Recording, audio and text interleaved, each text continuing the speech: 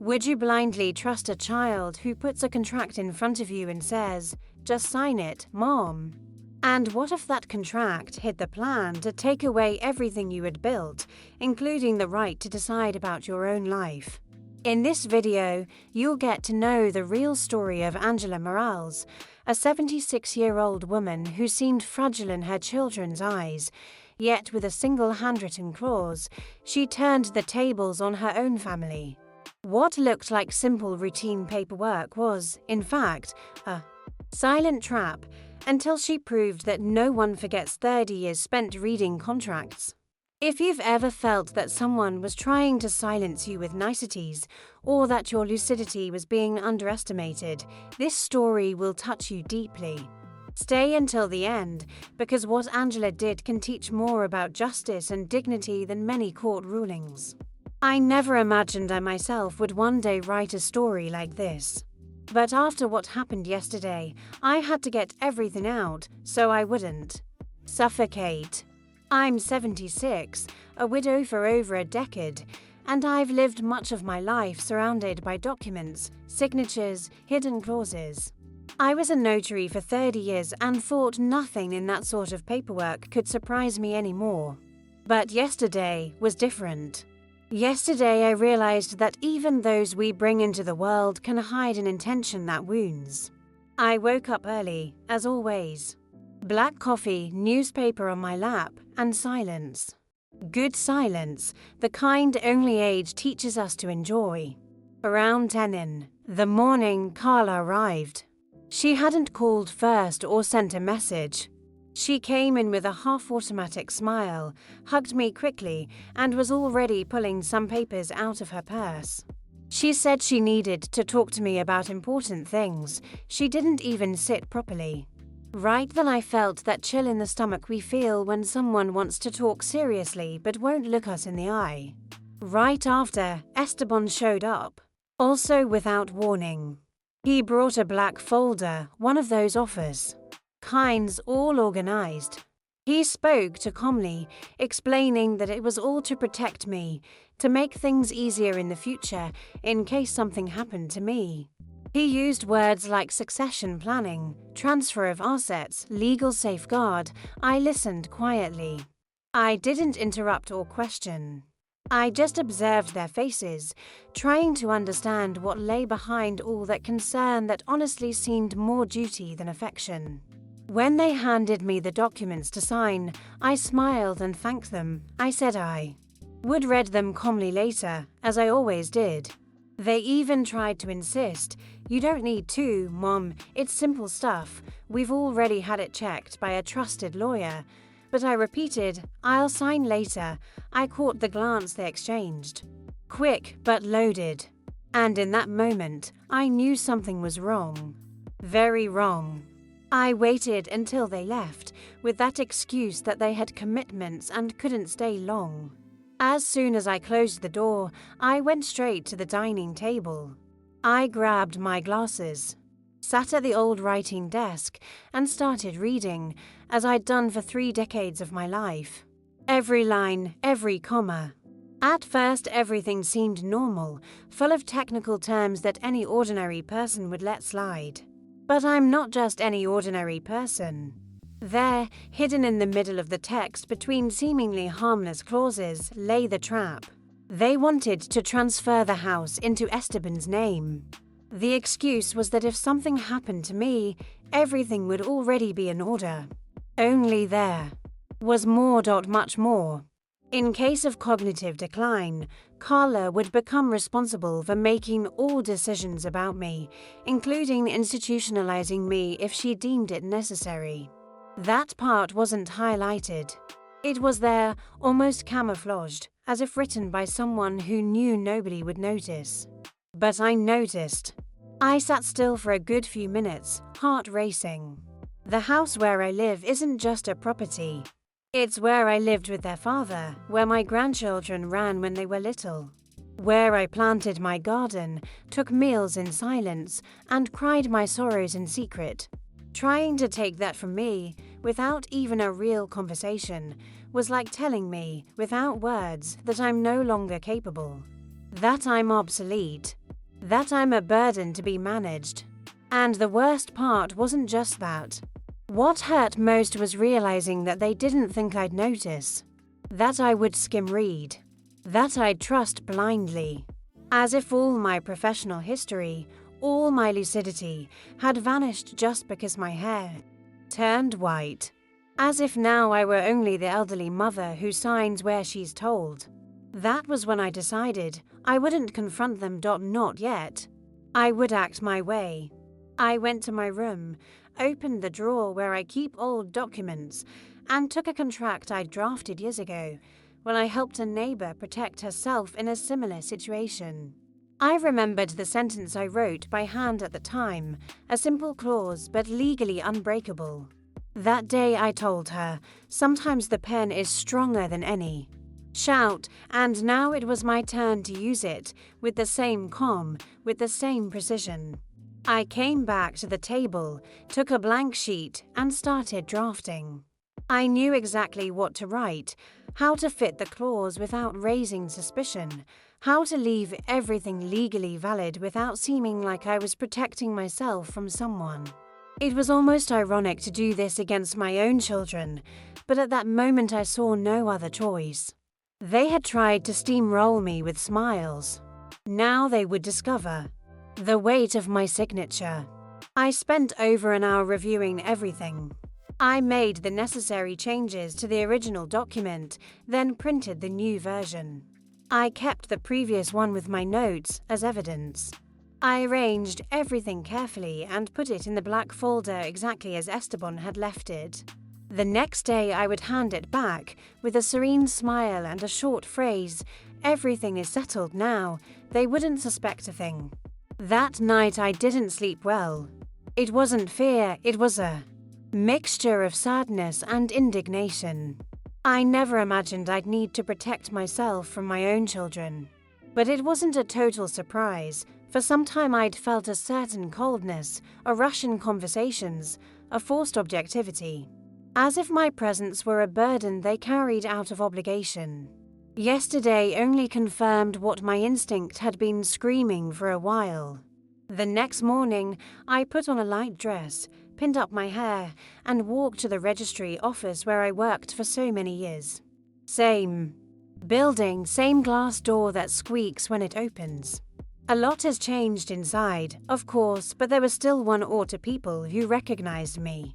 I greeted everyone with that smile of someone who knows they're doing the right thing. I asked to speak with Luz, an old trustworthy colleague who now occupies the position that was once mine. He welcomed me warmly, but also with that look of someone trying to hide surprise. After all, it had been years since I'd shown up there for anything official. I showed him the documents, briefly explained what I needed to notarize the version with the extra clause, discreetly. He didn't ask much, just looked me in the eye, nodded, and began the process. When he finished, he held my hand for a moment. He said nothing, and it was better that way. I left there with a strange peace, the kind that only comes when you do something hard but necessary. I walked back home slowly, observing the trees on the street, the walls I've known for decades. Each step seemed to carry a bit more of my history, of the woman I still am, despite what they tried to make me believe. The folder with the documents was firm in my hand, and in my heart, one certainty, I was still in control.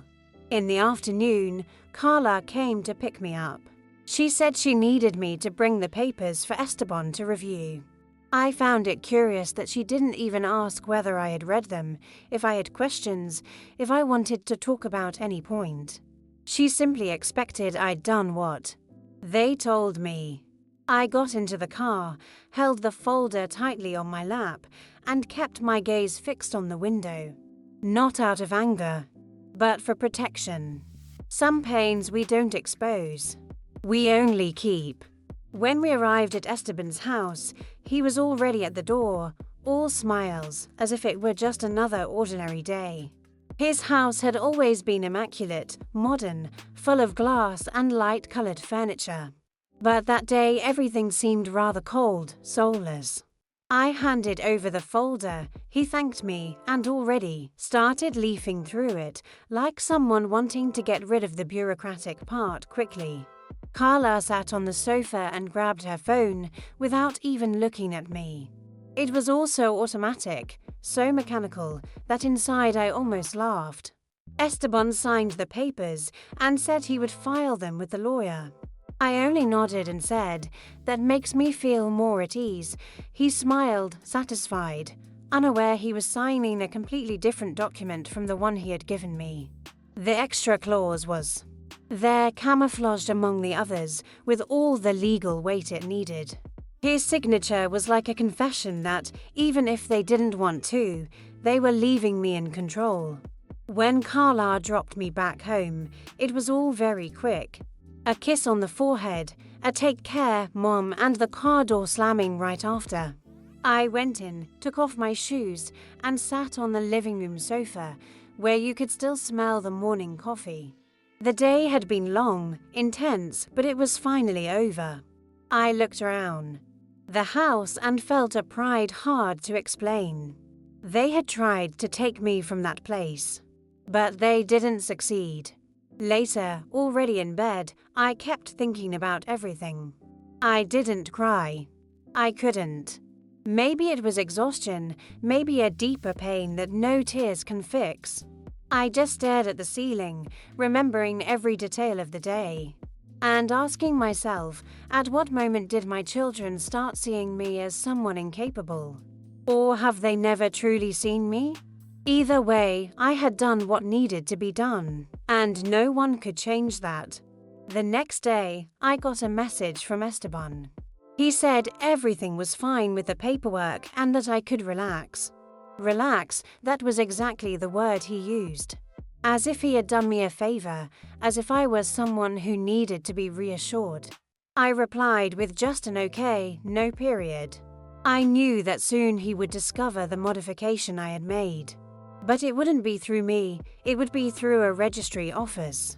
And when it happened, he wouldn't be able to undo it. I spent the day organizing old things around the house, opening drawers I hadn't touched in months. I found letters from Jorge, my husband, photos of the boys when they were little, drawings from the grandchildren.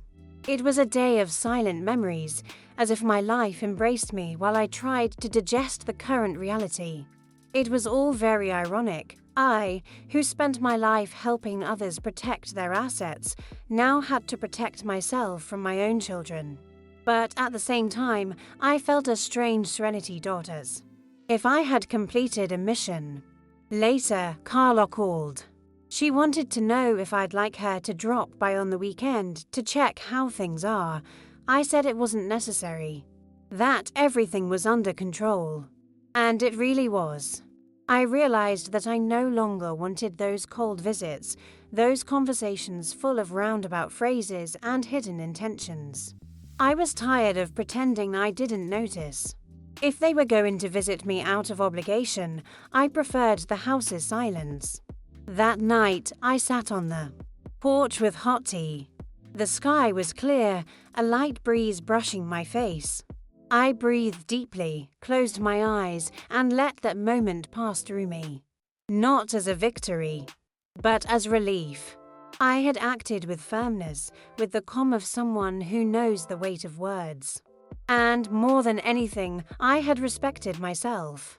Maybe that was what hurt most, knowing that if I hadn't done anything, no one would have done it for me. For days I pondered the idea of confrontation, whether it was worth sitting them down, and laying everything out, showing the claws, saying I had known from the start what they were trying to do. But the more I reflected, the more I realized I didn't need that. It wasn't about proving anything. It was about protecting myself, keeping my autonomy, even if that meant keeping certain pains to myself. Sometimes silence is also a boundary. And mine was established on paper, firmly and without fanfare. I began to notice subtle changes in their behavior. Carla started sending more frequent messages, asking if I needed anything, if I was eating well. Esteban disappeared for a few days, then showed up inviting me to have lunch out, something he hadn't done in years.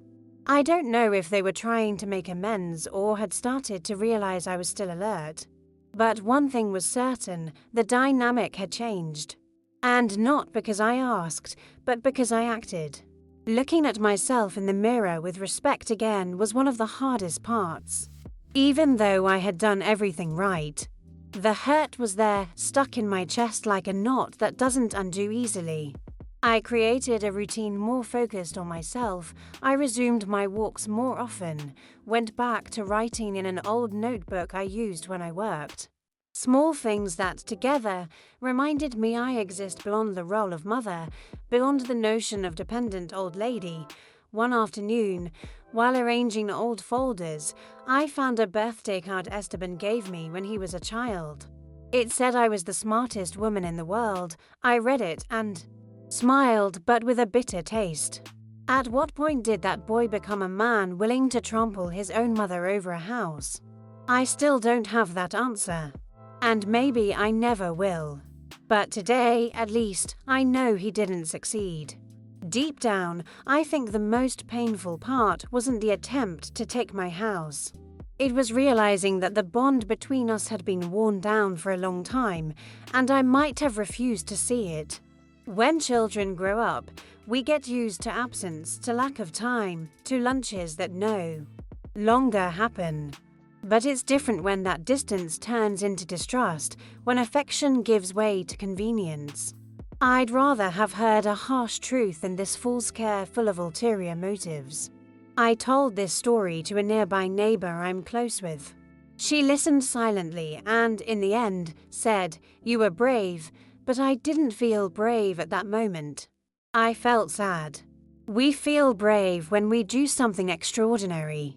And what I did, for me, was merely necessary. I just protected what's mine, and deep down, I kept thinking about how many women my age lack this knowledge, this clarity, and end up losing everything without understanding why. I started advising some friends to review the documents they sign, to talk openly with their children. Not to plant distrust, but to avoid the worst. Because it's not rare for someone to mask an abuse of power with sweet phrases. "It's for your own good, Mom, we just want to help you." These phrases, said the right way, dismantle any resistance. If I hadn't read, if I had trusted only Carla's sweet voice or Esteban's calm speech, today I would be just a guest in my own house. After all this, I learned to pay more attention to what lies between the lines, not only in contracts but also in attitudes. A silence at a strange moment, an avoided glance, a poorly chosen word, everything speaks. And now, more than ever, I listen carefully. I may not change the past with my children, but at least I ensure the future will be on my terms. In the following days, I started reorganizing the house. It wasn't just a common clean-up. It was as if I were claiming it once again. I moved the furniture, threw away old papers, donated things that no longer made sense to me. I spent hours cleaning forgotten corners, as if each speck of dust removed was a weight leaving. It was symbolic. I was saying, with every gesture, that this house is mine. And no one would erase me from it. One Sunday, Carla showed up unannounced with a pie. She said she was missing me. I received her politely, of course, but something inside me had already changed. I could no longer pretend everything was fine. We talked about trivialities. She tried to comment on how good it is to see you more lively lately. I just smiled. She no longer led the conversation. I did. And I chose what to answer, what to keep silent. It was the first time I felt in control of the situation with her. A few days later, Esteban called saying he wanted to talk about the house, but that he'd realized he might have been too hasty. I didn't ask for explanations. I just said that everything was now legalized, that I had already signed what was necessary. He stayed silent for a few seconds, then changed the subject. I knew he had noticed. I knew he had read the clause, but neither of us had the courage to address it. And honestly, there was no need to. The message had been delivered. That same week, I received a letter from the registry office with the official confirmation of the notarization. I filed the document in a red folder, along with some family photos. It was strange having to keep proof of defense against my own children. But in that envelope, more than paper and stamp, was the symbol of my resistance. A 76-year-old woman with fragile bones and slow steps, but who still knows exactly what she's doing. I never raised the subject again with anyone in the family. Not even with my grandchildren, who are teenagers and have no fault in this. I remain the same. Grandmother with them, listening to their school stories, baking carrot cake when they visit. But now everything has a limit that didn't exist before. An invisible barrier I built myself. My children don't need to know it's there, but I know. And that's enough to protect me.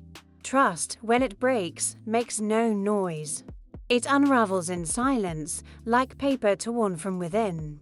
I still love my children, of course. That doesn't change. But love isn't an eternal shield. We also need self-love. And what I chose that day, I chose to love myself enough not to let them set me aside as if I were a problem to be solved. I respected myself. And that's worth more than any apology that may never come. Sometimes I wonder whether Carla and Esteban acted out of malice, or if it was just that overly practical logic some people develop over time. The whole thinking about the future, avoiding bureaucracy, getting things solved while we can, but I wanted to have been included in that conversation. I'm not a contract. I am their mother. And it wasn't fair to try deciding my life without hearing me. That's what still hurts the most. But despite everything, I go on. I go on firmly, with my tea on the porch, with my newspapers spread on the table, with my simple and peaceful routine. Life has returned to its rhythm, but inside me there's a new version of myself. An Angela who learned that being sweet isn't the same as being naive. And that being elderly is not synonymous with being manipulable. They forgot who they were dealing with. But now I never forget that again. One afternoon I went to the neighborhood market, as I always do on Thursdays. I met Dona Helena, a lady who had once been my client back at the registry. We sat on a bench to talk, and, without going into details, I casually mentioned that sometimes the greatest betrayals come from those we least expect. She looked at me and said, "The problem is that we raise children for the world but forget that the world teaches too much and affection too little." That echoed in my mind for the rest of the day. I came back home with that phrase hammering away. And I realized that, painful as it is, I have to accept that my children are also the result of choices I no longer control. They have their lives, their worries, and maybe see everything through a lens I'll never have. But that doesn't justify what they did. Doesn't justify treating me like a task to be solved. The least I expected was dialogue, respect, humanity. I started writing more about this in my old notebook. Not as a way to relive the pain, but to better understand what I felt. I wrote about that moment I realized I was alone even while surrounded by family. I wrote about the strength that came from nowhere, about the calm that saved me. And I wrote about the pen. That simple blue pen I used at the registry, and that now, once again, served me as a shield. I didn't need to raise my voice. I just needed to write the right thing. Sometimes. I think that maybe one day they'll apologize. Maybe Esteban will discover he didn't need the house to feel secure. Maybe Carla will realize that true care isn't imposed, it's offered. But I'm not waiting for that, no. If it comes, fine. If it doesn't, fine too. I've done my part. I defended myself as best I could. And here I am, living my old age with the dignity I fought so hard to keep. The other day I sat on the porch with a new neighbor who moved onto the street. She's about 60-something. Seems one of those practical women with a firm way of speaking. We were talking about trivialities when the subject turned to family, children, inheritances. She mentioned she was thinking about leaving everything settled to avoid headaches for the boys. I looked her straight in the eyes and said, "Settle it, yes. But read everything. Twice if you can. And never sign anything in haste or out of guilt." She stared at me in silence, as if startled. And that's what I want to make clear too. Anyone who might read this and is going through something similar. It's not about distrusting everyone, nor living in fear. It's about staying alert. Because sometimes what they call care is just control in disguise. And we, out of too much love, drop our guard. But no love justifies manipulation. We aid, but we're still people. We still have a voice. We just need to remember that before they sign for us. I remember an afternoon, years ago, when I served a lady at the registry. She was completely lost, papers in her hands, eyes full of tears. She had signed a document without fully understanding, trusting her son-in-law. And there she was, asking for help to undo what could no longer be undone. I never forgot that expression. And maybe it was because of her that, yesterday, I managed to act in time. In the end, it's other people's stories that teach us to write our own. Today, when I look at my house, I see more than walls and furniture. I see George's memory, the smell of family afternoons, my grandchildren's laughter when they were little. And I see, too, a woman who didn't allow all that to be erased. Who didn't hand over her story on a platter, no matter how velvet-gloved the attempt. I'm still here. With fewer illusions, perhaps, but whole. After everything that happened, I started observing more the behavior of other elderly women in the neighborhood. Many live similar situations and don't even realize it. Some tell me, almost proudly, that their children decided to take care of everything for them. Others no longer know where the documents to their own house are. And I listen, silent, hoping they're being treated with good intentions. But deep down I know that's not always the case. Sometimes the problem isn't malice, it's neglect. And neglect hurts too. I've been thinking a lot about how aging with dignity has become almost an act of resistance. We reach an age where people no longer want to hear our opinion. They treat us as someone who needs guardianship, not conversation. And the most dangerous is when all this comes wrapped in affection. Because affection disarms. And disarmed, we sign dot and lose.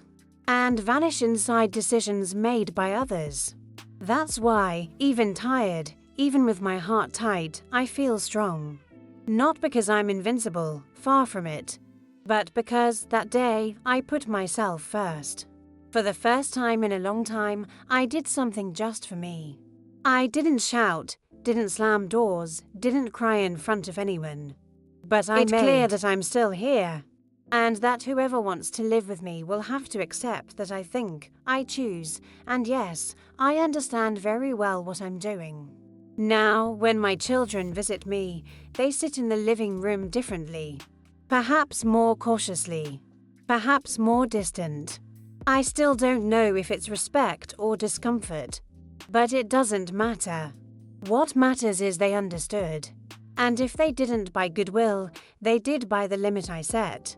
And honestly, it was the best I could do for myself. There was a moment, days later, when I found myself crying alone in the kitchen. It wasn't loud, desperate crying. It was one of those silent ones that trickle down slowly while you keep stirring the coffee. It was a mix of mourning and relief. Mourning for realizing that something inside my relationship with my children had died there. And relief for knowing I hadn't let myself be carried away, that I managed to act before losing myself. It's strange how the biggest disappointments don't come with screams or fights. Sometimes they come with too much kindness. with calculated hugs, with words that sound pretty but hide other intentions. And I think that was what hurt me most. Accepting that the love I gave so wholeheartedly now came back diluted, conditioned on convenience. But that's how life teaches, not as we'd like, but as we need. I keep wondering if Carla will ever realize what she did. Whether she'll understand that you don't protect someone by stripping them of the right to choose. That true care requires patience, listening, time. I don't know. It might take a while. It might never come. But if it does, I'll be here. Not waiting for an apology, but ready to say, now, yes, we can talk as equals, because that was what I lacked that day, to be treated as an equal, as an adult, as a mother, not as a burden. Esteban, on the other hand, seems to have withdrawn. Since he noticed the clause in the document, he hasn't mentioned it again. He sent a few generic messages, asked about the grandchildren, mentioned work. All very superficial. And oddly enough, I preferred it that way. If he's not ready to acknowledge what he tried to do, then let him keep his silence. I'll keep mine. At least now he knows I'm not an easy piece to move on a board he thought he controlled. As weeks passed, I felt lighter. The wound is still there, of course. It's not every day you find you must protect yourself from your own children. But the sense of helplessness gave way. To a certain peace. That house, that garden, that smell of cake baking in the oven, everything became mine again. Not just on paper, but in spirit. And there's no clause that can take that away. They tried to take the house, but it was I who made that house a home. I strengthened my network. I got closer to neighbors I hardly spoke with, went back to attending Wednesday Mass, joined a senior reading group. It wasn't escape, it was reconnection. For a long time, I put my life on hold, waiting for attention, affection, or recognition from my children. Now I was filling that space in another way. With people who look me in the eye and listen without wanting to control my destiny. At one of those reading group meetings, the coordinator asked each participant to bring an object symbolizing a significant life moment. I brought a pen. A common blue pen from a stationery shop.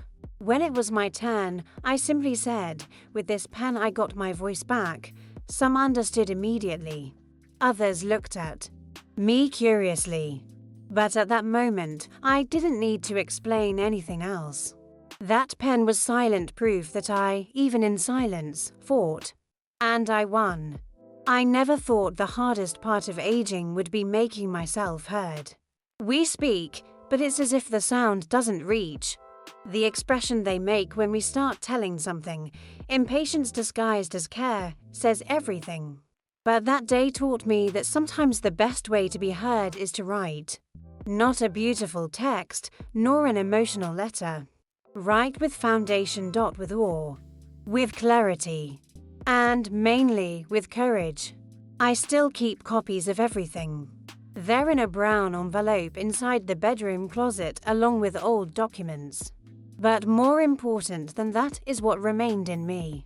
After that day, I gained a kind of independence I didn't even know I'd lost. It wasn't just about property, it was about presence. I reconnected with myself. And I realized I can still be the same woman who, for so many years, helped families protect themselves even if now the family is my own. I never told my children about going to the registry. Never mentioned the specific clause. I let them discover on their own. Maybe, one day, I'll tell them. But for now, I prefer it this way. What they think of me today worries me far less than before. Because now I know who I am. And that certainty is worth more than any validation from them. I am Angela Morales. And they won't silence me with neatly printed papers and sweet words. Today, when someone asks how I am, I answer, whole. It's not a stock reply. It's an achievement. I keep living my simple days, watering plants, reading the newspaper, making my coffee. But now I do all that knowing that when they tried to erase me with papers, I held the pen firm and wrote my own chapter ending. And maybe the start of a new one. Sometimes I wonder what would have happened if I had signed without reading. If that day I had trusted as they expected, I'd probably still be here in the same house, but no longer its owner. They might already be making plans that didn't include my opinion. I might be living as a guest in my own story. And thinking of that gives me chills. Because there would be no way back. And no one would give me back what I'd let slip through negligence. One day I received a visit from an old registry client, Mr. Ramon, who came to thank me for something I did for him years ago. He said he never forgot how I warned him about a detail that could have ruined his family's small business. He didn't know what happened to me now, but his words felt like a hug. They reminded me that even in silence we leave marks. And sometimes those marks save us later. I've learned to live with the silence that remains between me and my children.